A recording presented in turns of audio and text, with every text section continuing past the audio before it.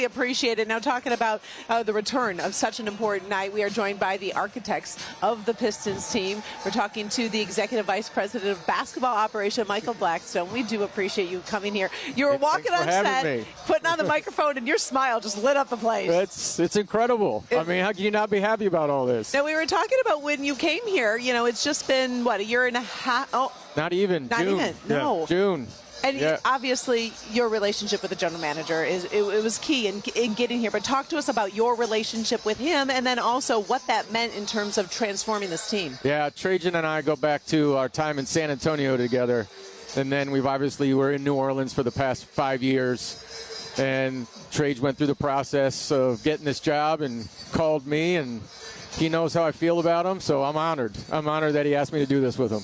Honored, but you said you thought this was unexpected. This was unexpected tonight. This is unexpected. Yeah, I think any of us in the front office that tell you that we were expecting this when we came in would not be telling you the truth. This is incredible. And we're all going to ride it through. Look, this year's team has a mix of young players and veterans. How do you feel this impacted the 30-win improvement that we've seen this season?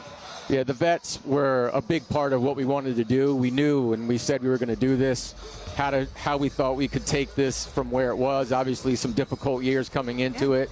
And we knew we needed some vets with experience, hopefully some playoff experience, some shooting around Cade, open up the floor a little bit for them, and it's worked. I mean, they have been the consummate professionals, and obviously our young guys have responded.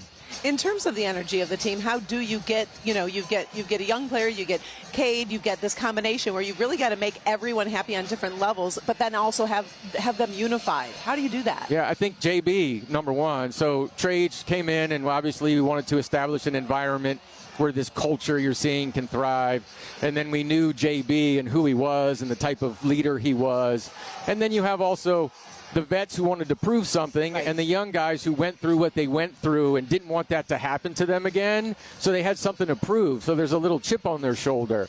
And so all of that coming together at the same time, and it's just molded a lot more quickly than we thought it would.